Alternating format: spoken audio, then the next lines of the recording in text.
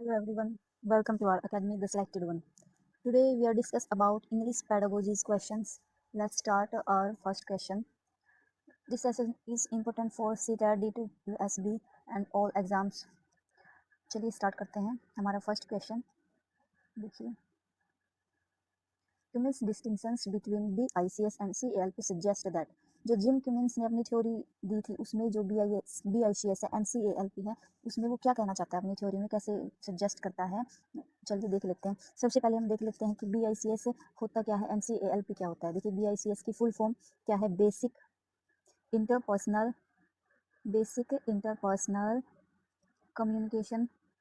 Communication skill. Before basic से हम इसको याद कर सकते हैं। बेसिक जो बेसिक डेली बेसिस की लैंग्वेज है, जो एक जो स्टूडेंट है वो डेली बेसिस में जो लैंग्वेज यूज करता है वो होती है बिफोर बेसिक बातचीत वाली लैंग्वेज। बेसिक जो डेली वेज में लैंग्वेज यूज करते हैं स्टूडेंट वो होती है बेसिक इंटरपर्सनल कम्युनिकेशन स्किल्स। ये सब आता है इसमें, यानी हम इसको मदर टंग के रूप में यूज कर सकते हैं या एक नेचुरल लैंग्वेज इसको कह सकते हैं, जो कि बच्चा बोर्न के बाद जो भी सीखता है सबसे पहले यही लैंग्वेज होती है उसको मदर टंग या फिर उसकी बेसिक लैंग्वेज जो डेली यूज करता है। इसको सीखने में बच्चे को 1 से 2 ईयर का टाइम लगता है। 1 से 2 ईयर के बीच में बच्चा ये लैंग्वेज सीख जाता है। नेक्स्ट लैंग्वेज के बारे में बात करते हैं CALP। तो जो CALP लैंग्वेज है, पहले इसकी फुल फॉर्म देख लेते हैं। C for cognitive academic language proficiency. Okay, तो ये जो CALP लैंग्वेज है ये है अकेडमिक लैंग्वेज, यानी जिसको बच्चे लर्न करते हैं। जो लैंग्वेज BICS वाली लैंग्वेज है ये नेचुरली बच्चा सीख लेता है, सबको सुन सुन के। जैसे एक छोटा बच्चा तो अपने पेरेंट्स को सुन के लैंग्वेज सीख लेता है, नेचुरली उसको कैच कर लेता है बच्चा लैंग्वेज डेली सुन सुन के। लेकिन जो ये CALP होती है अकेडमिक लैंग्वेज होती है, इसको लर्न करना पड़ता है। जैसे बच्चा स्कूल में जाता है वो सेकेंड लैंग्वेज यूज करता है, उसमें उसको टाइम लगता है लैंग्वेज सीखने में। तो ये वही है एकेडमिक लैंग्वेज। इसमें बच्चे को 5 to 7 ईयर का टाइम लगता है जो एकेडमिक लैंग्वेज है इसको सीखने में। ठीक है, अब हम इसके ऑप्शंस देख लेते हैं। I hope you understand this topic BICS and CALP। तो फर्स्ट इसका ऑप्शन जो है, conversation fluency and academic language develop at the same rate. क्या जो ये नेचुरल लैंग्वेज है एंड जो एकेडमिक लैंग्वेज है क्या ये सेम रेट पे ही डेवलप होती है ये लैंग्वेज? नहीं, ये बिल्कुल इनकरेक्ट है, क्योंकि ये सेम रेट पे जो है डेवलप नहीं होती। BICS जो है नेचुरल लैंग्वेज है जिसमें बच्चा नेचुरली सीख लेता है 1 से 2 ईयर में। लेकिन जो CALP एकेडमिक लैंग्वेज है इसको 5 to 7 ईयर का टाइम लग जाता है बच्चे को सीखने में, क्योंकि ये लर्न करनी पड़ती है।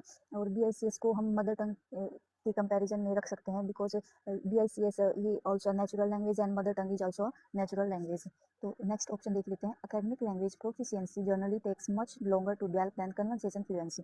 जो एकेडमिक लैंग्वेज प्रोफिशिएंसी यानी CALP जो लैंग्वेज है, क्या वो ज़्यादा टाइम लेती है इसको BICS से कंपैरिजन में? ऑफ कोर्स ये ज़्यादा टाइम लेती है, इसको सीखना पड़ता है। तो this one is the correct answer. Grammar instruction alone develop.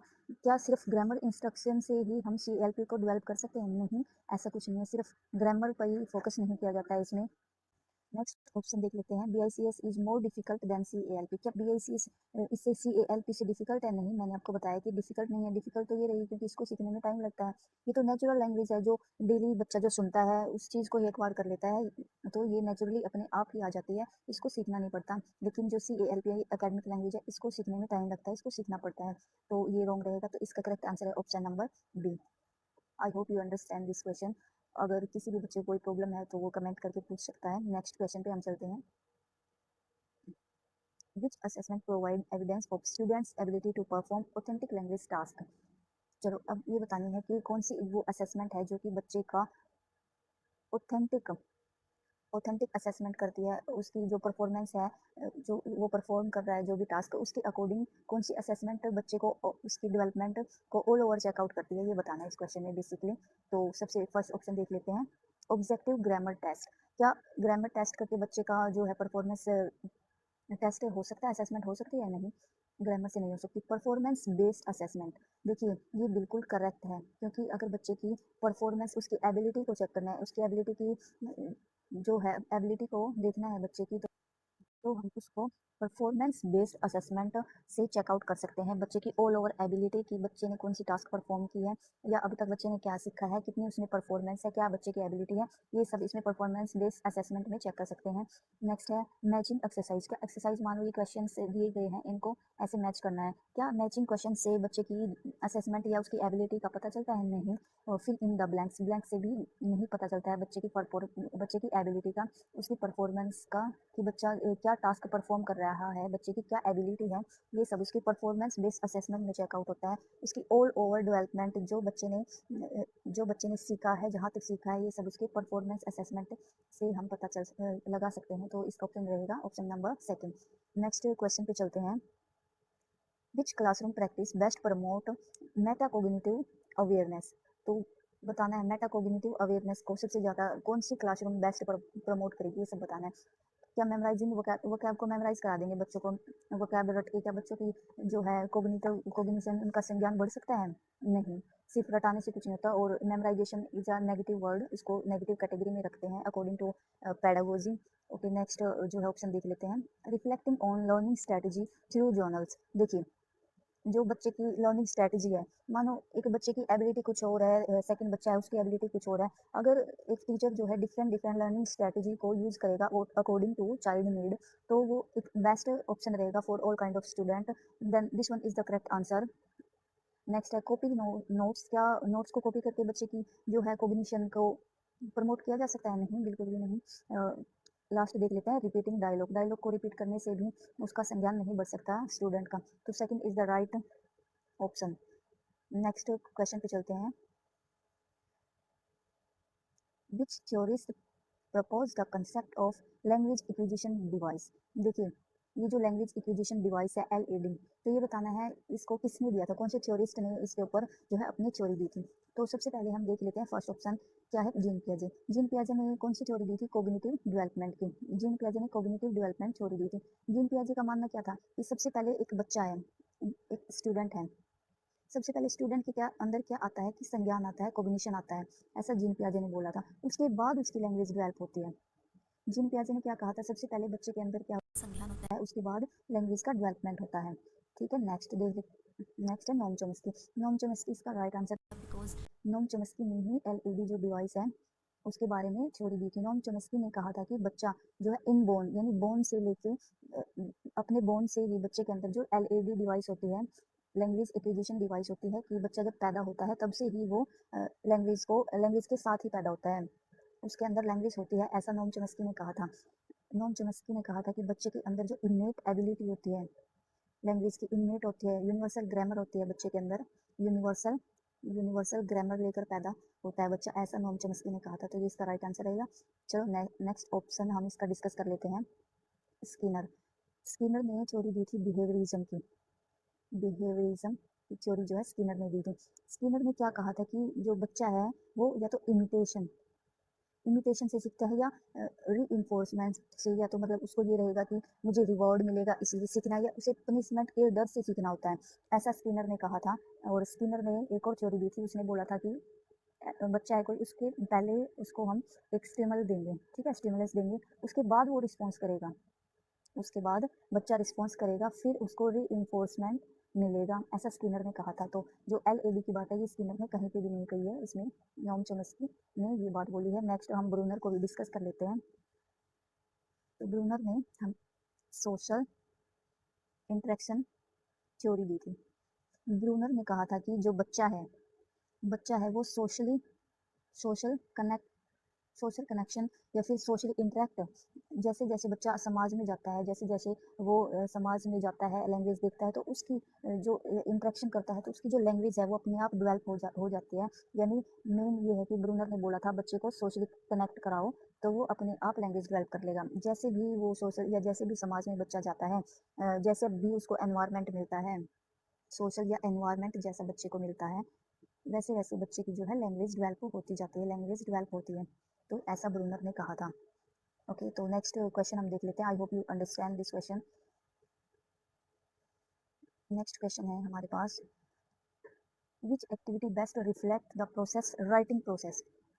देखिए, सबसे बेस्ट राइटिंग अप्रोच बतानी है कि राइटिंग जो सबसे बेस्ट है इन ऑप्शन में, वो कौन सी राइटिंग अप्रोच रहेगी। देखिए, writing only one final draft, कि एक फाइनल ड्राफ्ट जो है तैयार कर लिया है, ठीक है। तो क्या ये एक राइटिंग अप्रोच है, ये बेस्ट है, ये एक फाइनल ड्राफ्ट जो है बच्चों ने तैयार कर लिया है, ये एक फाइनल सिर्फ राइटिंग ड्राफ्ट बच्चों ने बनाया, क्या ये एक बेस्ट राइटिंग अप्रोच है? नहीं, बिल्कुल भी नहीं है, ये बिल्कुल रॉन्ग है। सिर्फ एक फाइनल ड्राफ्ट से कुछ नहीं होता है। नेक्स्ट देख लेते हैं, writing, revising, editing and publishing. देखो, सबसे पहले राइट किया, यानी कुछ लिखा है कोई टॉपिक पे जो है स्टूडेंट्स ने लिखा है, उसके बाद उसको रिवाइज किया है, उसके बाद उसको रिवाइज किया, उसको चेकआउट किया कि कहीं पे कोई एरर तो नहीं है, कोई सेंटेंस मिसिंग तो नहीं है, उसको चेकआउट किया है। नेक्स्ट, उसमें अगर कोई मिस्टेक है या कोई कुछ सेंटेंस मिसिंग है, फिर उसको एडिट करके देन पब्लिशिंग, उसके बाद वो जो है पब्लिश होती है। कोई भी बुक है या कोई भी टॉपिक पे बच्चा काम कर रहा है, वो सब लास्ट उसकी जो होगा वो है पब्लिशिंग। तो सबसे बेस्ट राइटिंग अप्रोच यही रहेगी। नेक्स्ट देख लेते हैं, मेमोराइजिंग मॉडल ऐसे। क्या सिर्फ मेमोराइजिंग यानी कि रट के कुछ हो सकता है? नहीं, रटना तो नहीं है, ये एक नेगेटिव वर्ड है। उसके बाद है कॉपिंग पैराग्राफ, पैराग्राफ को कॉपी करना, this is also a negative word. क्योंकि सबसे बेस्ट जो अप्रोच इसने पूछा है, सबसे बेस्ट अप्रोच पूछा है, तो सबसे बेस्ट यही रहेगी कि पहले राइट करना है, फिर उसको रिवाइज करना है कि कहीं पे कुछ एरर नहीं है, फिर उसको एडिट करना है, अगर कहीं पे मिस्टेक्स है तो एडिट करके देन पब्लिश कराना है। उसके बाद ये लास्ट स्टेप रहेगा पब्लिशिंग का। तो second is the right answer. Next question पे चलते हैं, in task based language teaching grammar is generally. जो टास्क बेस्ड लैंग्वेज है वो क्या है? तो सबसे पहले हम देख लेते हैं कि ये जो TBLT ये क्या होता है। टी एक सेकंड, TBLT यानी टास्क बेस्ड लैंग्वेज टीचिंग, ये होता क्या है? देखो, इसको ये एक परफॉर्मेंस टास्क है, यानी एक टीचर है वो स्टूडेंट को कोई टास्क परफॉर्म करने के लिए देता है। तो ये फॉर एग्जांपल आप समझ सकते हैं इससे कि मानो टीचर है, उसने एक स्टूडेंट को कोई टास्क दिया है और उसको वो टास्क परफॉर्म करनी है। तो इसके थ्रू हम इस लैंग्वेज को जान सकते हैं, टास्क बेस्ड लैंग्वेज टीचिंग। तो जो बच्चे ने वो टास्क परफॉर्म करनी है, उसको कैसे परफॉर्म करना है? देखिए, तो TBLT का बेसिकली मीन ये रहता है कि बच्चे को रियल लाइफ से कनेक्ट करा के, रियल लाइफ से कनेक्ट करा के एक मीनिंगफुल कम्युनिकेशन बच्चे को देना है, जो कि उसको आगे रियल लाइफ से कनेक्टेड हो और बच्चा आसानी से जो है समझ सके हर चीज़ को। ये फोकस करता है, जो TBLT है ये फोकस करता है मीनिंगफुल मीनिंगफुल कम्युनिकेशन पर, मीनिंगफुल कम्युनिकेशन पर, मीनिंगफुल कम्युनिकेशन पे फोकस करता है और लर्नर सेंटर्ड रहता है। ये TBLT जो है टास्क, ये लर्नर सेंटर्ड है, यानी स्टूडेंट सेंटर्ड हम इसको कहते हैं। इसमें टीचर एज ए फैसिलिटेटर का एज अ फैसिलिटेटर का रोल प्ले करता है। जस्ट ये स्टूडेंट सेंटर रहती है ये TBLT, ठीक है। आई hope you understand.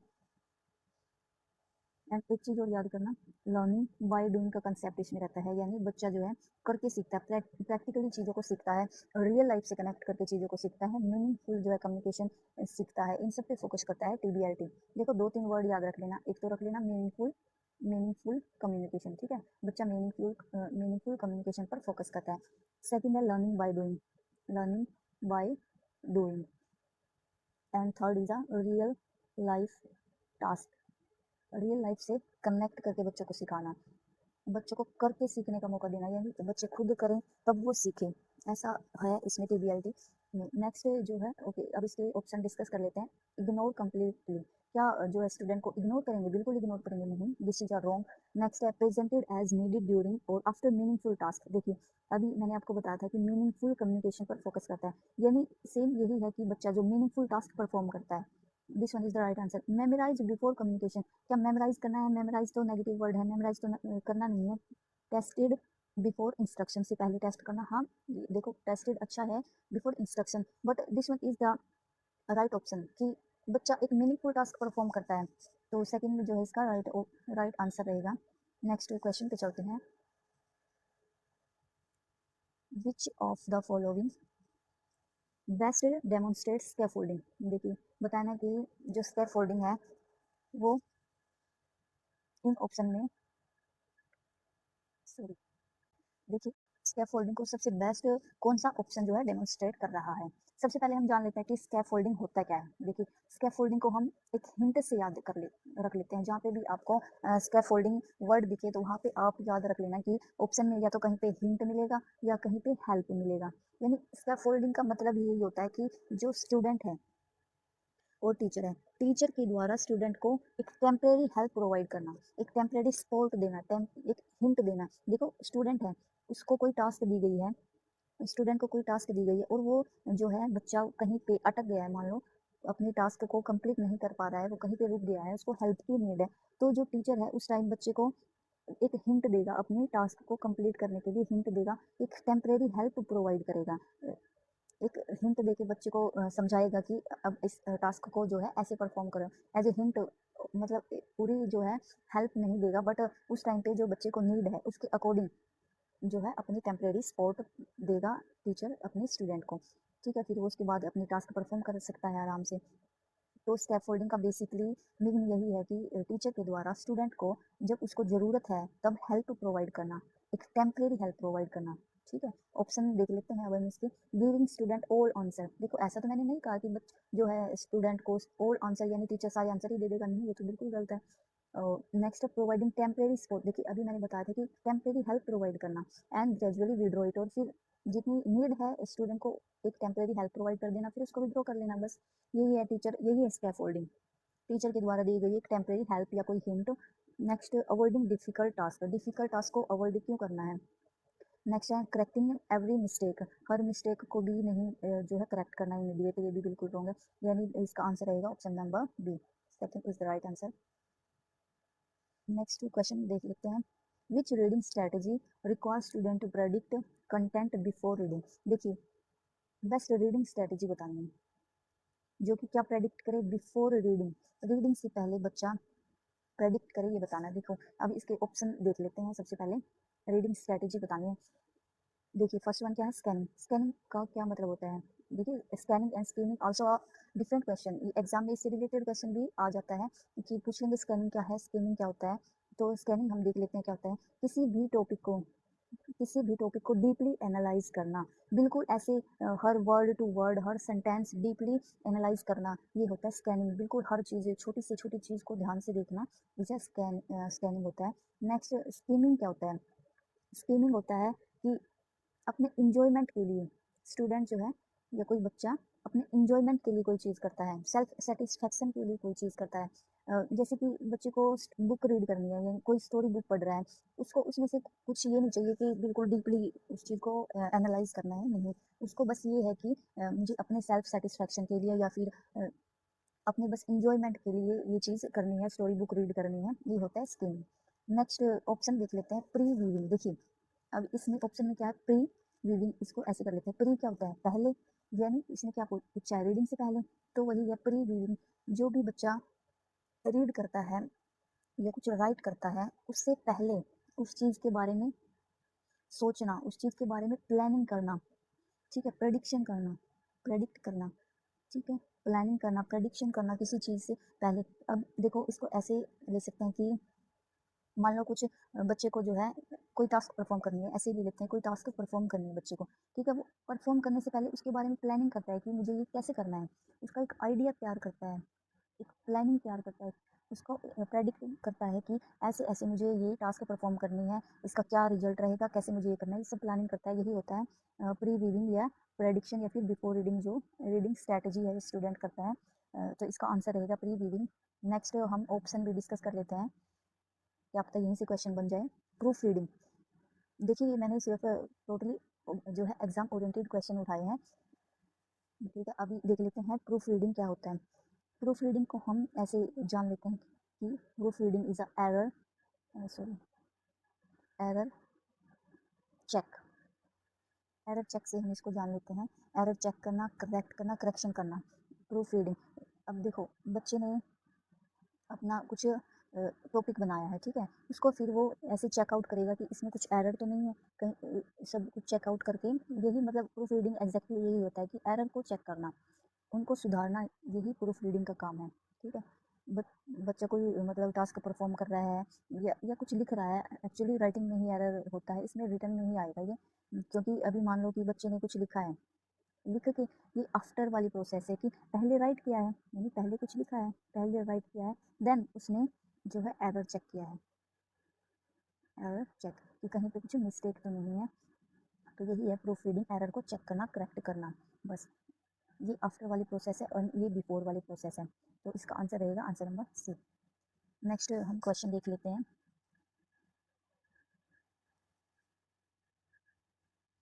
Which type of motivation comes from personal interest and enjoyment. ठीक है, तो जो अपने पर्सनल इंटरेस्ट और इंजॉयमेंट के लिए जो मोटिवेशन होता है वो कौन सा मोटिवेशन होता है। देखिए, जो एक्सटर्नल मोटिवेशन होता है, ऑप्शन डिस्कस कर लेते हैं। जो एक्सटर्नल मोटिवेशन होता है वो क्या होता है। एक्सटर्नल, जो बाहरी चीज़ों से, बाहरी चीज़ों को देख के ही मोटिवेट होना, यही तो होता है एक्सटर्नल मोटिवेशन। जैसे कि बच्चा पढ़ाई कर रहा है, बच्चा स्टडी कर रहा है अच्छे मार्क्स के लिए, यानी वो मार्क्स के लिए मोटिवेटेड है, या मार्क्स के लिए मोटिवेट है, या किसी रिवॉर्ड के लिए बच्चा एक्सटर्नली मोटिवेट है, या तो उसको रिवॉर्ड चाहिए, प्राइज़ चाहिए, या फिर मार्क्स के लिए बच्चा एक्सटर्नली मोटिवेट है। ये सब जो है प्राइज़ है, पनिशमेंट है, रिवॉर्ड है, ये सब एक्सटर्नली मोटिवेशन होते हैं। ठीक है, ये तो होता है एक्सटर्नल मोटिवेशन, जो कि बाहरी रूप से बच्चा मोटिवेट है, किसी बाहरी कारणों से उसको प्रेरणा मिल रही है, ये एक्सटर्नल में आता है। नेक्स्ट देख लेते हैं इंस्ट्रूमेंटल मोटिवेशन। इंस्ट्रूमेंटल मोटिवेशन क्या होता है, किसी एक स्पेसिफिक पर्पज़ के लिए, स्पेसिफिक पर्पज़ के लिए बच्चा कुछ काम करता है। मानो कि जैसे बच्चे को इंग्लिश लैंग्वेज सीखनी है, ठीक है, इंग्लिश लैंग्वेज बच्चे को लर्न करनी है, लेकिन उसके पास पर्पज़ है कि क्यों उसको लर्न करनी है, क्या पर्पज़ है उसके पास। अब बच्चे को इंग्लिश लैंग्वेज लर्न करनी है क्योंकि उसे सीटेट अपना क्लियर करना है, या फिर उसे जॉब चाहिए। जब भी कोई काम बच्चा किसी पर्पज़ के लिए करता है, कुछ उसके पास स्पेसिफिक पर्पज़ है, उस पर्पज़ के लिए बच्चा कोई काम करता है, तो इंस्ट्रूमेंटल मोटिवेशन में आता है। अब इससे रिलेटेड क्वेश्चन भी बन सकता है आपको, जैसे कोई क्वेश्चन दे देगा एग्जाम वाला कि बच्चा ये काम कर रहा है इस पर्पज़ के लिए, ऐसी कुछ लाइन बना देगा, तो और ऑप्शन में ये सब ऑप्शन होंगे, तो आप उसमें इंस्ट्रूमेंटल मोटिवेशन कर सकते हैं कि जहाँ पे भी ऐसा लगे कि जो बच्चा है किसी पर्पज़ के लिए कोई काम कर रहा है, जैसे जॉब के लिए कोई काम कर रहा है, अपना एग्ज़ाम क्लियर करना है इसलिए बच्चा पढ़ाई कर रहा है, अपना करियर सेट करना है, कुछ भी एक्स वाई जेड है, जो भी उसके पास पर्पज़ है उसके लिए कोई काम कर रहा है, तो इंस्ट्रूमेंटल मोटिवेशन में चला जाएगा। नेक्स्ट हम इंटरनल मोटिवेशन देख लेते हैं। ठीक है, यही होता है। देखिए, इंटरनल मोटिवेशन क्या होता है, जो कि अपने पर्सनल इंटरेस्ट के लिए। देखिए, इंटरनल क्या होता है, अंदर से, यानी अपना पर्सनल इंटरेस्ट होगा किसी चीज़ में, तो अपने पर्सनल इंटरेस्ट के लिए बच्चा कुछ काम करता है, पर्सनल इंटरेस्ट के लिए कुछ काम करता है बच्चा, वो, या अपनी इंजॉयमेंट के लिए उसका मन है उस टाइम पे ये काम करने का, अपने मन से, अपने अंदर से मोटिवेट है कि मुझे ये काम करना है, तो ये सब इंटरनल मोटिवेशन में आता है। अपनी इंजॉयमेंट के लिए कोई काम करना है, या उसको कोई क्यूरियोसिटी है कि मुझे अब ये करना है, सेल्फ सेटिस्फेक्शन के लिए कुछ करना है, ये सब इंटरनल मोटिवेशन में आएगा। तो इसका करेक्ट आंसर भी यही रहेगा। देखिए, इसमें कुछ है ना, पर्सनल इंटरेस्ट और इंजॉयमेंट के लिए, तो जो इंटरनल है ये उसके पर्सनल इंटरेस्ट और इंजॉयमेंट के लिए ही होता है मोटिवेशन। नेक्स्ट जो हम ऑप्शन है वो भी डिस्कस कर लेते हैं, नेगेटिव मोटिवेशन। देखिए, नेगेटिव मोटिवेशन क्या होता है, नेगेटिव से हम इसको ऐसे याद रख लेते हैं कि जैसे फियर है, ठीक है, फियर से डर, मतलब फियर से बच्चा कुछ काम कर रहा है, या इसको फियर से भी मत करो, इसको ऐसे देख लेते हैं। देखिए, फॉर एग्जाम्पल, जैसे बच्चा पढ़ाई कर रहा है, बच्चा स्टडी कर रहा है, अगर उसके पास पर्पज़ है, मान लो जॉब के लिए कर रहा है, तो ये तो इंस्ट्रूमेंटल में चला जाएगा, लेकिन वो स्टडी कर रहा है सिर्फ इसलिए कि कहीं उसके पेरेंट्स उसको डांट ना दें, पेरेंट्स की स्कोल्ड से बचने के लिए बच्चा जो है स्टडी कर रहा है, ठीक है, डांट से बचने के लिए बच्चा स्टडी करता है, तो ये तो हो गया नेगेटिव मोटिवेशन, यानी पॉजिटिव काम तो कर रहा है बच्चा, पॉजिटिव काम कर रहा है, नेगेटिव से बचने के लिए, किसी चीज़ से बचने के लिए बच्चा कुछ काम कर रहा है, तो वो नेगेटिव मोटिवेशन होगा। अब एक एग्जांपल से और देख लेते हैं, जैसे कि कोई वर्क कंप्लीट करना है बच्चे को, कंप्लीट कंप्लीटिंग वर्क, क्यों, टू अवॉइड पनिशमेंट, ठीक है, पनिशमेंट को अवॉइड करने के लिए बच्चा जो है अपना काम कंप्लीट कर रहा है, या आप क्लास वर्क लगा लो, स्कूल वर्क लगा लो, उसको ये है कहीं टीचर उसको पनिश ना करे, इसलिए उसको अपना वर्क फिनिश करना है, या पेरेंट्स उसको डांटे ना इसलिए उसको अपना काम करना है, तो ये होता है negative motivation. I hope you understand this question. Next question discuss कर लेते हैं, a criterion reference test compare student with. देखिए, जो क्राइटेरियन रेफरेंस टेस्ट है, पहले हम इसको जान लेते हैं। क्राइटेरियन रेफरेंस टेस्ट होता कौन सा है? देखिए, एक तो होता है क्राइटेरियन रेफरेंस टेस्ट, एक होता है नॉर्म रेफरेंस टेस्ट। ये 2 टाइप के टेस्ट होते हैं। क्राइटेरियन, जैसे क्राइटेरियन को हम ऐसे याद रख सकते हैं कि कोई फिक्स ऑब्जेक्ट कोई फिक्स चीज़, कुछ भी है वो फिक्स है, ठीक है। जो फिक्स है, जिसका क्राइटेरिया फिक्स है, जैसे फॉर एग्जांपल आपका सीटेट का एग्ज़ाम है और उसमें फिक्स है कि बच्चे को 90 मार्क्स लेके आने हैं। अगर 90 मार्क्स बच्चा लेके आया है तो वो पास है, अदरवाइज वो फेल है। ये उसका क्राइटेरिया फिक्स है। अगर जहाँ पे भी क्राइटेरिया जो है फिक्स लगे तो वो क्राइटेरियन रेफरेंस टेस्ट में चला जाएगा। और नॉर्म रेफरेंस टेस्ट जो है वो कौन से होते हैं? नॉर्म में क्या होता है, जैसे जॉब वाले एग्जाम होते हैं ना, कि बच्चे को एक हाई लेवल पे, जिस बच्चे का हाईएस्ट स्कोर होगा जिस बच्चे का, वही सिलेक्टेड है। हाईएस्ट स्कोर जिस बच्चे का है वही सिलेक्टेड है। इसमें कोई फिक्स क्राइटेरिया नहीं होता, इसमें हाईएस्ट स्कोर होता है, लेकिन इसमें जो क्राइटेरिया होता है वो फिक्स होता है, ठीक है। इसमें क्राइटेरिया जो है वो फिक्स होता है, लेकिन इसमें हाईएस्ट स्कोर वाला बच्चा ही जो है आगे जाएगा। अब इसके ऑप्शन चेकआउट कर लेते हैं। नेशनल एवरेजेस, देखिए ऐसा तो कुछ इसमें है नहीं, अभी मैंने आपको समझाया भी क्राइटेरियन टेस्ट कौन सा होता है। देखिए, फिक्स लर्निंग ऑब्जेक्टिव, फिक्स आ गया यहाँ पे कि कोई भी लर्निंग ऑब्जेक्टिव है, अगर वो फिक्स है तो वो क्राइटेरियन टेस्ट में चला जाएगा। अदर स्टूडेंट्स का कोई रोल नहीं है, प्रीवियस ईयर बैच का भी कोई रोल नहीं है इसमें, तो जहाँ पे भी बच्चे का क्राइटेरिया फिक्स है वो क्राइटेरियन रेफरेंस टेस्ट में चला जाएगा। Option B is the right answer. Next question देख लेते हैं। Which teacher feedback is most effective? देखिए, ऐसा कौन सा फीडबैक टीचर को देना चाहिए जो कि ज़्यादा इफेक्टिव रहता है बच्चों पे? क्या रॉन्ग या गुड, या specific feedback explaining strength and area for improvement?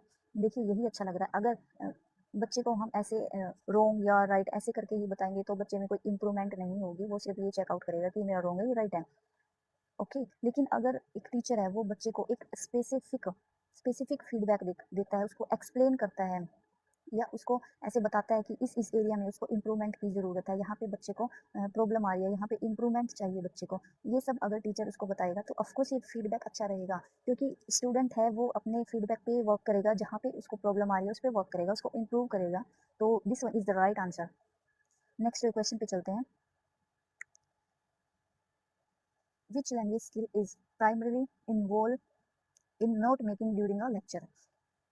ठीक है, तो इसका ऑप्शन देख लेते हैं। लिसनिंग इंटीग्रेटेड विद राइटिंग, या reading only, speaking only, vocabulary memorisation. देखिए, तो लेक्चर के दौरान जो बच्चे की मतलब इन्वॉल्वमेंट है लैंग्वेज स्किल के लिए, नोट मेकिंग में कौन सी सबसे बेस्ट रहेगी वो बतानी है इसमें। क्या वो कैब को मेमोराइजेशन कराना, या फिर only speaking only is negative word, memorisation is a also negative word, and reading only reading से भी बच्चे की जो है इन्वॉल्वमेंट नहीं होगी एक क्लासरूम में।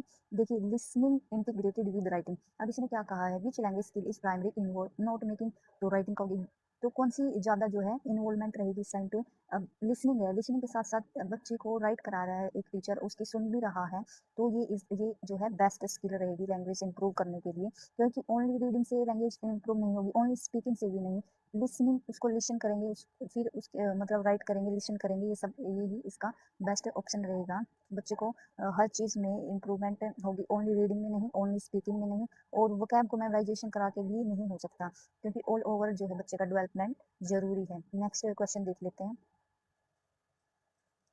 विच approach places the learner at the centre of जो है इंस्ट्रक्शंस? कौन सी अप्रोच जो है, चलो देख लेते हैं कौन सी अप्रोच जो है बेस्ट रहेगी।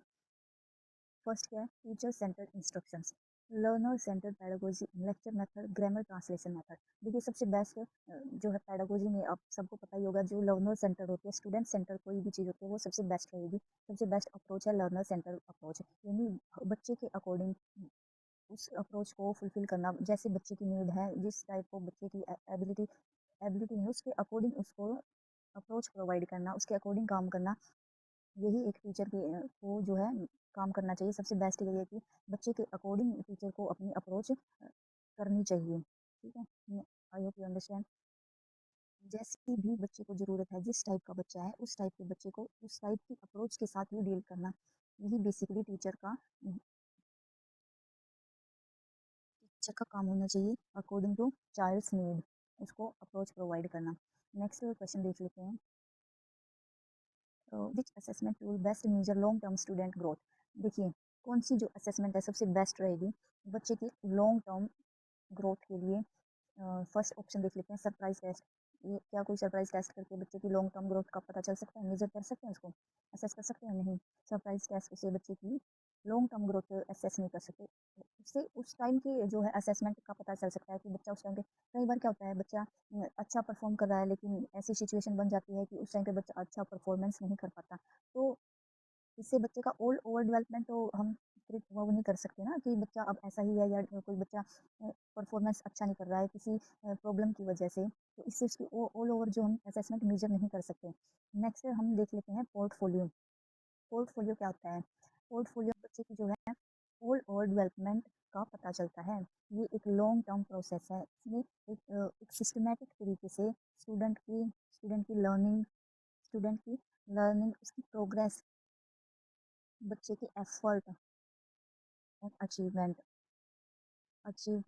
ये सब हम इसमें पता कर सकते हैं। पोर्टफोलियो में ये सब इंक्लूड होता है, बच्चे की ऑल ओवर डेवलपमेंट होती है, एक लॉन्ग टर्म प्रोसेस है पोर्टफोलियो। तो इसका आंसर क्या रहेगा? पोर्टफोलियो। इसमें बच्चे की जो है उसकी एबिलिटी और उसकी एफर्ट प्रोग्रेस सब मेजर किए जाते हैं। नेक्स्ट देख लेते हैं क्वेश्चन हम, एमसीक्यू क्विज। क्या एमसीक्यू क्विज से असेस किया जा सकता है? नहीं, सबसे बेस्ट तो लॉन्ग टर्म के लिए तो पोर्टफोलियो है। एमसीक्यू से तो कुछ टाइम के लिए उसको मेजर कर सकते हैं, बच्चे का असेस कर सकते हैं। डिक्टेशन से भी तो सबसे बेस्ट यही रहेगा, portfolio is the right answer. Next question देख लेते हैं, which is the best example of higher order question. तो सबसे बेस्ट बताना है इन सब ऑप्शन में। तो फर्स्ट ऑप्शन देख लेते हैं, डिफाइन नाउन। देखो, हायर ऑर्डर जो क्वेश्चनिंग है उसको बेसिकली ऐसा मतलब बच्चे को ये बताना है कि बच्चा जो है क्रिटिकल थिंकिंग कर पा रहा है, एविलेट कर पा रहा है, कुछ क्रिएशन कर पा रहा है, यही होता है हायर ऑर्डर क्वेश्चन के अंदर। ये सब आता है कि बच्चा क्रिटिकल थिंकिंग लगा पा रहा है, कोई उसको जो है वो खुद को असेस कर पा रहा है, एविलेट कर पा रहा है, या कोई क्रिएशन जो है बच्चा कर पा रहा है, ये सब हायर ऑर्डर क्वेश्चन में होता है। देखिए, डिफाइन नाउन है, क्या नाउन को डिफाइन करने से बच्चे की जो क्रिटिकल थिंकिंग बाहर आ रही है? नहीं, क्योंकि ये तो एक मेमोराइजेशन टेक्निक है कि नाउन को तो बच्चा याद कर लेगा, उसको मेमोराइज कर लेगा, तो ये तो बिल्कुल रॉन्ग है। नेक्स्ट देख लेते हैं, लिस्ट 5 वर्ब। देखो, 5 वर्ब को बता के क्या बच्चे की कोई क्रिटिकल थिंकिंग आ रही नहीं, इसको भी बच्चा जो है रिकॉल कर सकता है, मेमोराइज कर सकता है। नेक्स्ट है evaluating the author's argument with evidence. देखिए, अब ये क्वेश्चन है, इसके अंदर बच्चे की क्रिटिकल थिंकिंग बाहर आ रही है, देखो एवुलेट करना है कि ऑथर का आर्गुमेंट आर्गुमेंट करना है, एविडेंस लेके आएगा बच्चा, इसमें उसकी क्रिटिकल थिंकिंग बाहर आएगी, क्योंकि उसको उस चीज़ के अंदर जो है हर चीज़ को बिल्कुल डीपली तरीके से एनालाइज करना पड़ेगा, एविडेंस इकट्ठे करने पड़ेंगे बच्चे को, क्रिटिकल थिंकिंग लेके आनी पड़ेगी। तो this one is option is the right answer. Identified adjective, इसमें भी बच्चा जो है मेमोराइजेशन कर सकता है चीज़ों का, मतलब रट लेगा बच्चा, बता देगा कि ये एडजेक्टिव होता है, ये नाउन होता है, ये वर्ब होते हैं। लेकिन ये जो थर्ड वाला ऑप्शन है, इसमें बच्चे को अपनी थिंकिंग लगानी पड़ेगी, बच्चे की जो क्रिटिकल थिंकिंग है वो बाहर आएगी, वो चीज़ों को एनालाइज करेगा, चीज़ों को क्रिएट करेगा। तो हायर ऑर्डर थिंकिंग स्किल यही होता है, इसमें बच्चे की क्रिटिकल पावर बाहर आती है, बच्चा डिफरेंट डिफरेंट तरीके से सोचता है, बच्चे को जो है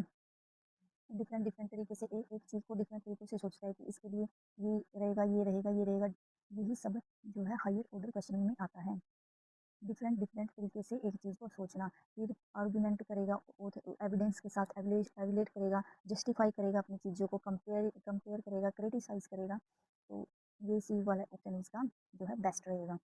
नेक्स्ट हम क्वेश्चन देख लेते हैं, which classroom activity mainly develop discourse competence. देखिए, ऑप्शन देख लेते हैं, चेकआउट कर लेते हैं ऑप्शन। मेमोराइजिंग स्पेलिंग, स्पेलिंग को मेमोराइज करना है, क्या एक्टिविटी बेस्ट रहेगी डेवलप करने के लिए उसकी जो क्रिटिकल थिंकिंग मेमोराइज करना है, रट रट के चीज स्पेलिंग्स को नहीं, ये नेगेटिव वर्ड है, मेमोराइजेशन नहीं कराना है बच्चे। अरेंजिंग डिसकनेक्टेड सेंटेंस इनटू ए कोहेरेंट पैराग्राफ। देखिए, डिसकनेक्टेड जो सेंटेंसेज है उनको अरेंज करना, ऑफकोर्स ये एक बेस्ट टेक्निक है, बेस्ट एक्टिविटी है क्लासरूम के लिए, क्योंकि इसमें बच्चा अपनी जो है एबिलिटी पर अपनी परफॉर्मेंस परफॉर्म करेगा, सेंटेंस को कनेक्ट करेगा, डिफरेंट डिफरेंट डिफरेंट सेंटेंस को अरेंज करेगा, जो डिसकनेक्टेड है उनको कनेक्ट करेगा।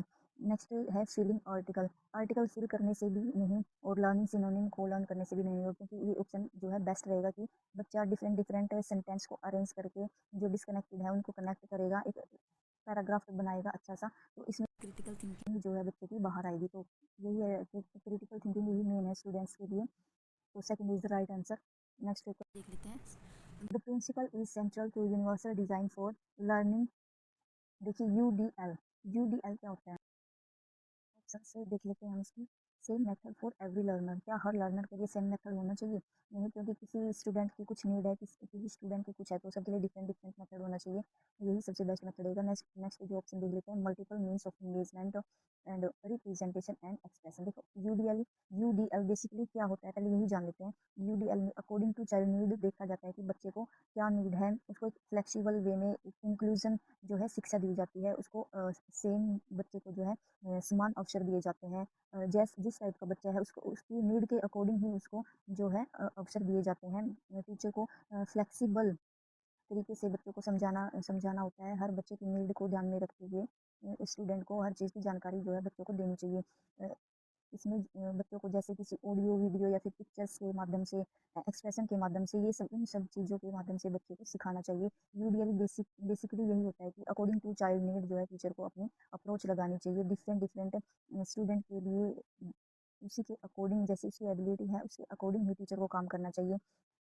यही होता है यूडीएल। सबके लिए समान अवसर, हर बच्चे के लिए उसकी नीड के अकॉर्डिंग अप्रोच देना। स्टैंडर्डाइजेशन टीचिंग ओनली नहीं, टीचर लेक्चर्स ओनली, लेक्चर भी नहीं, ये ओनली ओनली वाली तो नेगेटिव वर्ड है, ऐसा नहीं होगा। तो second is the right answer की मल्टीपल, बिल्कुल मल्टीपल मल्टीपल तरीके से बच्चों को जो है समझाना चाहिए, बच्चे को सिखाना चाहिए। नेक्स्ट क्वेश्चन हम देख लेते हैं। Which assessment is administered before instruction to identify learning gap. ठीक है, तो कौन सी असेसमेंट है जो कि क्या करना है, आइडेंटिफाई करना है, लर्निंग गैप को आइडेंटिफाई करना है। ठीक है, तो फर्स्ट ऑप्शन हम इसका देख लेते हैं, फॉर्मेटिव। फॉर्मेटिव असेसमेंट कौन सा होता है? फॉर्मेटिव असेसमेंट होता है जो कि टीचिंग लर्निंग प्रोसेस के दौरान होता है, यानी एक क्लासरूम के अंदर जो टीचर एंड लर्नर जो इंटरेक्शन करते हैं वो सब फॉर्मेटिव असेसमेंट में आता है। अगर यहाँ पे आइडेंटिफाई की जगह ड्यूरिंग वर्ड होता तो ड्यूरिंग वर्ड जहाँ पे भी दिखे वो फॉर्मेटिव असेसमेंट में चला जाएगा, क्योंकि जो टीचिंग लर्निंग प्रोसेस के दौरान कुछ काम होता है वो फॉर्मेटिव असेसमेंट में चला जाता है। नेक्स्ट देख लेते हैं डायग्नोस्टिक। डायग्नोस क्या होता है? डायग्नोस होता है कि कारण जानना, कि एक बच्चे को है कहाँ प्रॉब्लम आ रही है, ये पता लगाना कहाँ पे बच्चा जो है अटका हुआ है। आइडेंटिफाई करना कि उसकी लर्निंग में क्यों गैप आ रहा है, क्या वजह क्या है, वो वजह पता करना, वजह जानना। आइडेंटिफाई करना कि बच्चा क्यों अच्छा परफॉर्म नहीं कर रहा है, क्यों बच्चा अच्छा परफॉर्मेंस नहीं दे रहा, क्यों उसकी लर्निंग में गैप आ रहे हैं, ये सब आइडेंटिफाई करना, लर्निंग गैप्स को आइडेंटिफाई करना, यही होता है डायग्नोस्टिक असेसमेंट में आता है। नेक्स्ट देख लेते हैं ऑप्शन सम्मेटिव असेसमेंट। देखिए सम्मेटिव असेसमेंट क्या होता है, इसमें से वर्ड निकाल लेते हैं हम, सबमिट। ठीक है, यानी किसी चीज़ को सबमिट कर देना। अगर कोई चीज़ें अभी कुछ बच्चे ने मान लो टेस्ट दिया है और उसको टीचर को सबमिट कर दिया, तो पहले उसने ये काम कर दिया ना, तो जो एंड में प्रोसेस होती है ना, एंड वाली प्रोसेस, एंड वाली प्रोसेस जो है वो सबमिटिव असेसमेंट में चली जाएगी। बच्चे को एंड में जो असेस करना है, एंड वाली प्रोसेस होती है, सबमिटिव असेसमेंट होती है। जैसे कि बच्चे को टेस्ट लेके असेस कर दिया। ठीक है, नेक्स्ट ये देखो नॉम रेफरेंस टेस्ट, मैंने आपको पहले बताया है कि उसमें हाईएस्ट जो लेवल है बच्चे का वो देखा जाता है, हाईएस्ट लेवल को। और क्राइटेरिया क्या बताया था जिसमें फिक्स होता है। ये इंपॉर्टेंट क्वेश्चन है, नॉम reference and criteria reference test और फॉर्मेटिव समेटिव एंड डायग्नोस, इनमें से बिल्कुल सीटेट में क्वेश्चंस बनते हैं, आप चेक कर लेना। Extensive reading is mainly intended to improve. Extensive reading कौन सी होती है? एक्सटेंसिव रीडिंग मैंने आपको बताया था जो कि बच्चा जो है अपने इंजॉयमेंट के लिए रीड करता है, इंजॉयमेंट के लिए रीड करता है। एक्सटेंसिव रीडिंग होता है जो ऊपरी ऊपरी तौर पे बच्चा पढ़ लेता है, जैसे कोई स्टोरी बुक वगैरह पढ़ना। लेकिन इसमें क्या बोल रहा है इसमें कि तो कैसे हम एक्सटेंसिव रीडिंग को बेहतर बना सकते हैं। ऑप्शन देख लेते हैं, reading fluency and overall language exposure. देखिए overall language exposure, fluency, reading की फ्लुएंसी चेक करना, ओवरऑल लैंग्वेज एक्सपोजर चेक करना, यही एक्सटेंसिव रीडिंग, यही इसका राइट आंसर रहेगा। ठीक है, नेक्स्ट ऑप्शन देख लेते हैं, grammar accuracy. Only grammar accuracy पर फोकस करना, नहीं सिर्फ ग्रामर पे फोकस करना, ये बिल्कुल गलत रहेगा, क्योंकि ऑल ओवर लैंग्वेज एक्सपोजर हमें चेक करना, all over language development check करना है। ट्रांसलेशन स्किल, क्या सिर्फ ट्रांसलेशन स्किल से ही बच्चे का ऑल ओवर डेवलपमेंट हम चेकआउट कर सकते हैं? नहीं, इन प्रोनाउंसिएशन ओनली प्रोनाउंसिएशन से भी बच्चे की जो है रीडिंग इंप्रूव नहीं हो सकती। उसकी रीडिंग को इंप्रूव करने के लिए रीडिंग फ्लुएंसी पर काम करेंगे, ऑल ओवर उसकी लैंग्वेज एक्सपोजर पे काम करेंगे। This one is the right answer, first is the right answer. Next question पे चलते हैं। Which practice best for multilingual learner in an English classroom? देखिए कौन सी सबसे बेस्ट जो है मल्टीलिंगुअल लर्नर के लिए बेस्ट अप्रोच रहेगी, ये बताना है। डिस्करेजिंग होम लैंग्वेज, देखिए होम लैंग्वेज को क्यों डिस्करेज करना है? अगर बच्चे को होम लैंग्वेज से समझ आ रहा है, देख एनईपी ने भी कहा था कि बच्चे को मदर टंग में पढ़ाओ। अगर बच्चे को मदर टंग से समझ आ रहा है तो उसके साथ मदर टंग जो है उस यूज कर सकते हैं बच्चे बच्चे के साथ। Next, connecting clear linguistic knowledge with English learner, देखिए जो उसकी पहले की नॉलेज है बच्चे की उसके साथ कनेक्ट करके, उसकी मदर टंग के साथ कनेक्ट करके बच्चे को पढ़ाना, ये सबसे बेस्ट तरीका है, सबसे बेस्ट अप्रोच है। जो मल्टीलिंगुअल लर्नर है, यानी एक क्लास में डिफरेंट डिफरेंट लैंग्वेज वाले बच्चे हैं, उनके साथ उनकी लैंग्वेज से कनेक्ट करके, जो उसकी प्रीवियस नॉलेज है उससे कनेक्ट करके बच्चे को पढ़ाना, यही सबसे बेस्ट जो अप्रोच रहेगी। पनिशिंग कोड स्विचिंग नहीं, teaching grammar rule in isolation, ये भी बिल्कुल इनकरेक्ट है। तो इसका सेकंड जो है ऑप्शन है वो बिल्कुल करेक्ट है। बच्चे को उसकी प्रीवियस नॉलेज से कनेक्ट करके, उसकी मदर टंग में कनेक्ट करके बच्चे को पढ़ाना। Next question. A teacher asks a student to predict the ending of a story before reading the last paragraph. The main objective is to develop. तो teacher को एक मानो टीचर ने कोई टास्क दिया है बच्चों को, ठीक है, कोई स्टोरी दी है। एक सेकंड, टीचर ने जो है बच्चों को कोई टास्क दिया है, एक स्टोरी दी है कि इसका जो है एंड, स्टोरी का एंड प्रेडिक्ट करना है, स्टोरी का जो है एंड प्रेडिक्ट करना है, ऐसा टीचर ने स्टूडेंट को बोला है। इसके ऑप्शन हम देख लेते हैं। फर्स्ट ऑप्शन है इनफेरेंशियल थिंकिंग। देखिए इनफेरेंशियल थिंकिंग कौन सी होती है? जिसमें बच्चे की जो है क्रिटिकल थिंकिंग, जिसमें बच्चे की क्रिटिकल थिंकिंग यूज होती है, बच्चे की रीजनिंग पावर यूज होती है, बच्चे की लॉजिकल थिंकिंग जो है आती है इसमें। Higher order teaching, higher order जो है उसकी क्रिटिकल थिंकिंग निकल के बाहर आती है। स्टूडेंट की इनफेरेंशियल थिंकिंग यही होती है जिसमें बच्चा डिफरेंट डिफरेंट तरीके से सोचता है, अपनी प्रीवियस नॉलेज जो अब तक बच्चे ने सीखा होता है उसको इंक्लूड करके बच्चा जो है आगे मतलब पॉइंट पे पहुंचता है, एक निष्कर्ष निकालता है बच्चा अपनी प्रीवियस नॉलेज से कनेक्ट करके। तो इसका राइट आंसर रहेगा इन्फेरेंशियल थिंकिंग, क्योंकि इसमें ही बच्चा डिफरेंट डिफरेंट तरीके से सोच के एक लॉजिकल थिंकिंग लगा के ही उस एंड को, जैसा कि टीचर ने बोला था कि एंड को क्या करना है, प्रेडिक्ट करना है एंड को। तो मेमोराइजेशन अगर रख के तो बच्चा कुछ नहीं कर सकता। Memorisation is a negative word, क्योंकि मेमोराइज करना इसमें कोई लॉजिकल थिंकिंग बच्चे की नहीं आ रही है, तो मेमोराइजेशन रॉन्ग रहेगा। हैंड राइटिंग ओनली, सिर्फ हैंड रिटन स्किल से कुछ नहीं होगा, प्रोनाउंसिएशन से भी कुछ नहीं होगा। लेकिन इनफेरेंशियल थिंकिंग वही होता है जिसमें बच्चा जो है अपनी प्रीवियस नॉलेज से कनेक्ट करके लॉजिकल थिंकिंग लगाता है, बच्चा डिफरेंट डिफरेंट तरीके से सोचता है, ये सब जो है इनफेरेंशियल थिंकिंग में होता है। नेक्स्ट क्वेश्चन हम देख लेते हैं क्या रहेगा। Which of the following is the least effective way to develop speaking skill in an English classroom? देखिए least effective बताना है, the लिस्ट इफेक्टिव वे बताना है। देखिए अगर पेयर में डिस्कशन करेंगे तो ये तो अच्छी बात है, रोल प्ले कराएंगे तो इसमें भी बच्चे की जो है स्पीकिंग स्किल बाहर आएगी। डिबेट कराएंगे इसमें भी बच्चे की स्पीकिंग स्किल जो है इंप्रूव होगी। लेकिन copy paragraph from the text, अगर किसी टेक्स्ट से बच्चा कॉपी कर रहा है तो इसमें उसकी कोई स्पीकिंग स्किल बच्चे की इम्प्रूव नहीं होगी। लेकिन ये तीनों जो है बेस्ट है। तो इसमें क्वेश्चन में क्या पूछा था, लिस्ट बताना है, तो लिस्ट तो यही रहेगा ऑप्शन नंबर डी। बाकी ये सब बिल्कुल हाईएस्ट है कि बच्चे की इन सबसे ही स्पीकिंग स्किल जो है डेवलप होगी। पेयर में डिस्कशन करके, रोल प्ले करके, डिबेट करके बच्चे की स्पीकिंग स्किल डेवलप होगी। नेक्स्ट क्वेश्चन देख लेते हैं। According to the communicative approach the primary goal of language teaching is, देखिए प्राइमरी गोल बताना है कम्युनिकेशन अप्रोच में। Mastery of grammatical rules, accurate translation of text, developing communicative competence या memorising. देखिए इस ऑप्शन को तो मेमोराइजिंग वाले को तो आप सीधा ही कैंसिल कर दिया करोगे, क्योंकि मेमोराइजेशन रट के तो कुछ कराना नहीं है बच्चों को। बच्चों को रियल लाइफ से कनेक्ट करके हर चीज़ समझानी है, कम्युनिकेशन कराना है। मास्टरी अगर ग्रामेटिकल रूल पे ही मास्टरी हो तो इससे बच्चे की ऐसा नहीं है कि उसकी कम्युनिकेशन जो है स्किल भी अच्छी होगी। अगर वो बच्चा जो है रूल्स को अच्छे से जानता है, उसकी मास्टरी है रूल पे, लेकिन उसकी कम्युनिकेशन अप्रोच बेस्ट होगी ऐसा तो नहीं हम कह सकते। एक्यूरेट ट्रांसलेशन ऑफ जो है टेक्स्ट, अगर वो टेक्स्ट का अच्छे सेंटेंस को अच्छे से ट्रांसलेट कर पा रहा है, इसमें भी उसकी जो कम्युनिकेशन अप्रोच हम एग्जैक्ट नहीं मान सकते कि सबसे बेस्ट है, लेकिन डेवलपिंग कम्युनिकेशन कॉम्पिटेंस, कि बच्चा अच्छे से डेवलप कर पा रहा है अपनी कम्युनिकेशन को, जहाँ पे ज़रूरत है वहाँ पे बच्चा अच्छे से कम्युनिकेट कर पा रहा है, तो यही सबसे बेस्ट जो है ऑप्शन इसका रहेगा। क्योंकि बच्चा जो है real life communication, real life से कनेक्ट करके कम्युनिकेशन करता है इसमें, तो ये सबसे बेस्ट है क्योंकि बच्चे के डिस्कशन के लिए। तो थर्ड जो है राइट आंसर रहेगा। नेक्स्ट हम क्वेश्चन देख लेते हैं क्या रहेगा। Next question, a teacher wants to identify students learning difficulties before starting a new unit, which assessment should be used। देखिए एक टीचर क्या चाहता है, आइडेंटिफाई करना चाहता है। तो आइडेंटिफाई के लिए मैंने क्या कहा था कि अगर टीचर आइडेंटिफाई करना चाहता है कि बच्चे में लर्निंग में कहाँ डिफिकल्टी आ रही है, कहाँ बच्चा जो है प्रॉब्लम फेस कर रहा है, कहाँ पे उसकी लर्निंग में गैप आ रहा है, ये सब आइडेंटिफाई करना है। तो हम कौन सी अप्रोच जो है, कौन सी असेसमेंट यूज़ करनी चाहिए, कि टीचर को कौन सी असेसमेंट यूज़ करनी चाहिए, ये चेक करने के लिए कि बच्चा कहाँ पे प्रॉब्लम महसूस कर रहा है, कहाँ पे डिफ़िकल्टी बच्चे को आ रही है। देखिए फॉर्मेटिव असेसमेंट तो क्या थी, फॉर्मेटिव तो एक प्रोसेस है जो कि क्लासरूम में टीचिंग और लर्निंग प्रोसेस के दौरान होती है, जहाँ पे इंटरकनेक्ट कर रही हैं टीचर एंड स्टूडेंट दोनों।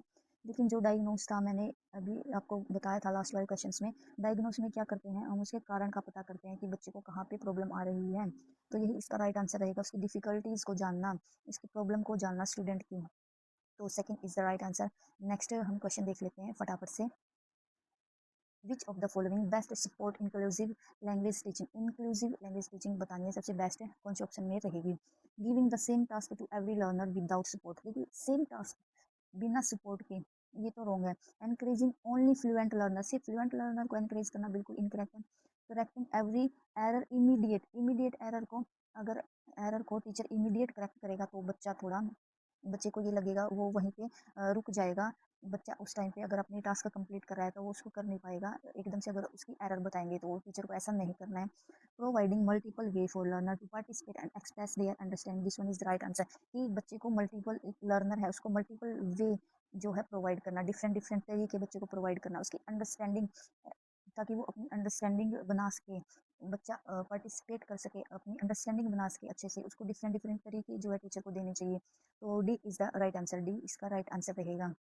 जहाँ पे भी मल्टीपल वे मिल जाए आपको, देखिए ऐसा कुछ भी किसी भी ऑप्शन में मिल जाए कि मल्टीपल वे से टीचर को ऐसा कराना चाहिए, ये कराना चाहिए, तो वो क्वेश्चन ही करेक्ट रहेगा। ये कुछ चीज़ें हैं जो आप सीटेट के एग्जाम के लिए चेकआउट कर सकते हैं, कुछ नेगेटिव वर्ड्स साथ के साथ देख सकते हो आप। नेक्स्ट हम क्वेश्चन देख लेते हैं। Which of the following is the best appropriate objective of teaching English at the primary level, देखिए प्राइमरी लेवल पर अगर बच्चे को इंग्लिश टीच करानी है तो कौन सा तरीका जो है बेस्ट रहेगा। फर्स्ट क्या है, to enable children to communicate meaningful in English, okay देख लेते हैं। To make children memorise, primary level के बच्चे को मेमोराइज क्यों कराना है ग्रामर रूल्स को। To prepare children to competitive exam, primary level का बच्चा है तो कॉम्पिटिटिव एग्जाम के लिए क्यों प्रिपेयर कराना है। To make children speak like native speaker, कि ऐसे स्पीक कराना बच्चे को बिल्कुल एक नेटिव स्पीकर की तरह नहीं। इसमें अब क्या कराना है कि बच्चे को मीनिंगफुल कम्युनिकेशन कराना है, कि जहाँ पे जैसी भी ज़रूरत है उस टाइप से बच्चे को कम्युनिकेशन स्किल आनी चाहिए, कि कहाँ पे क्या बोलना चाहिए, एक मीनिंगफुल बच्चे को कम्युनिकेशन आना चाहिए, बच्चे को पता होना चाहिए कि कहाँ पे क्या बात कहनी है, क्या कम्युनिकेशन करना है एक दूसरे के साथ। तो first is the right answer. Next हम क्वेश्चन देख लेते हैं। Which assessment help a teacher identify learning gap before teaching a new lesson, तो कौन सी असेसमेंट जो है बेस्ट रहेगी, क्या आइडेंटिफाई करना है लर्निंग गैप। देखिए मैंने ये क्वेश्चन आपको एक दो बार ही बता दिया है, आप सिर्फ ये देख लेना कि क्या जहाँ पे भी आपको लगे कुछ आइडेंटिफाई करना है, बच्चे की लर्निंग गैप, लर्निंग डिफिकल्टी, बच्चे की प्रॉब्लम, कुछ भी चीज़ जो आइडेंटिफाई करनी है तो वो है डायग्नोस्टिक असेसमेंट होगा। इसमें ही हम बच्चे के जो है कारण को जानते हैं कि क्यों बच्चा जो है प्रॉब्लम क्रिएट कर रहा है, क्यों बच्चा आगे नहीं बढ़ पा रहा है, क्या उसको प्रॉब्लम है जो वो रुक रहा है उस टाइम पे। तो B is the right answer. Next हम क्वेश्चन देख लेते हैं। A learner says she don't like mangoes the teacher should, देखिए एक स्टूडेंट ने कहा है कि सी डोंट लाइक मैंगोज, तो टीचर को क्या करना चाहिए। एक गलत जो है लर्नर ने एक गलत सेंटेंस बोला है, तो टीचर को उस टाइम पे क्या करना चाहिए, उसको ह्यूमिलिएट करना चाहिए इन फ्रंट ऑफ क्लास के सामने। चलो बच्चे ने कुछ गलत बोला है तो क्या टीचर को उसको ह्यूमिलिएट करना चाहिए क्लास के सामने, नहीं, ऐसा तो टीचर को नहीं करना चाहिए। इग्नोर करना चाहिए उसकी एरर को, बिल्कुल बिल्कुल इग्नोर नहीं करना चाहिए। Provide opportunity for self correction. देखिए, बच्चे को सेल्फ करेक्शन की अपॉर्चुनिटी देनी चाहिए और एक मीनिंगफुल फीडबैक देना चाहिए कि बच्चे को ये भी ना लगे कि जो है उसको ह्यूमिलिएट किया जा रहा है या उसकी बिल्कुल इग्नोर किया जा रहा है एरर को। उसको एक अपॉर्चुनिटी दी जाएगी ताकि वो खुद से एक बार अपनी करेक्शन कर सके। तो C is the right answer. Punish the learner, learner को पनिश क्यों करना है? ठीक है, तो C is the right answer. Next question देख लेते हैं। Extensive reading mainly aim to, जो एक्सटेंसिव रीडिंग है मैंने बहुत बार बता दिया आपको एक्सटेंसिव रीडिंग। अब देख लेते हैं। Improve fluency and develop the habit of reading. देखिए, फ्लुएंसी को इम्प्रूव करती है, ओके, डेवलप करती है रीडिंग की हैबिट, हाँ बिल्कुल करेक्ट है। मेमोराइज नहीं करना है, negative word. And analyse grammar deeply, बिल्कुल डीपली ग्रामर को एनालाइज क्यों करना है? हमें तो बस उसकी जो है फ्लुएंसी इंप्रूव करनी है, उसकी रीडिंग हैबिट बनानी है। ट्रांसलेट एवरी सेंटेंस, हर सेंटेंस को क्यों ट्रांसलेट करना है? ठीक है, तो एक्सटेंसिव रीडिंग मेनली यही कि उसकी फ्लुएंसी जो है इंप्रूव करनी है। ओके, तो first is the right answer, क्योंकि हमें तो बच्चे की हैबिट भी बनानी है, रीडिंग हैबिट डेवलप करनी है, इंप्रूव करनी है फ्लुएंसी। मेनली यही जो है एक्सटेंसिव रीडिंग का एम है according to these options. Next question देख लेते हैं। Which classroom activity best develop communicative competence? कौन सी जो है क्लासरूम एक्टिविटी जो बेस्ट डेवलप करेगी कम्युनिकेशन स्किल को सबसे बेस्ट? कौन सी जो है एक्टिविटी डेवलप करेगी? डिक्टेशन, ओनली डिक्टेशन से क्या कम्युनिकेशन जो है उसकी स्किल डेवलप होगी स्टूडेंट की? नहीं, ओनली डिक्टेशन नहीं, only grammar drills, only only only negative word, इनको तो बिल्कुल बिल्कुल देखते ही कैंसिल कर देना। ऐसा कुछ ओनली, इससे कुछ भी जहाँ पे भी किसी वर्ड में ओनली दिखाई दिए कि ओनली ऐसा करने से ओनली ये ओनली वो, नहीं, ये बिल्कुल इनकरेक्ट रहेंगे। सी क्या है? रोल प्ले या फिर पेयर वर्क। देखिए, हमने कुछ क्वेश्चंस में किया था रोल प्ले करके, डिबेट करके। रोल प्ले मिल जाए, डिबेट मिल जाए, ठीक है, और पेयर वर्क मिल जाए, इंटरेक्शन मिल जाए पीयर वर्क के साथ, पीयर्स के साथ इंटरेक्शन मिल जाए, कुछ भी ऐसा मिले तो ये सब क्या रहेंगे? बेस्ट ऑप्शन रहेंगे कि डेवलप कम्युनिकेशन स्किल तभी तो डेवलप होगी ना, कि बच्चा रोल प्ले कर रहा है, पेयर के साथ अपने पीयर्स ग्रुप के साथ इंटरेक्शन कर रहा है, पेयर में वर्क कर रहा है। लेकिन memorising text book answer, memorisation memorisation नहीं कराना है। ओनली ओनली ये सब नेगेटिव वर्ड है, मेमोराइजिंग नेगेटिव वर्ड है। तो C is the right answer. तो ठीक है, आज तक के हमारे क्वेश्चन यही थे। अगर आपको मेरी क्लास अच्छी लगी तो कमेंट करके बता देना, क्वेश्चन अच्छे लगे तो कमेंट करके बता देना। ऐसे ही बिल्कुल PYQ बेस्ड क्वेश्चंस आपको मिलेंगे। अगर आपको बिल्कुल ये अच्छी लगी हो, मेरी क्लास अच्छी लगी हो, क्वेश्चंस अच्छे लगे हो, मुझे कमेंट करके बता देना। Thank you.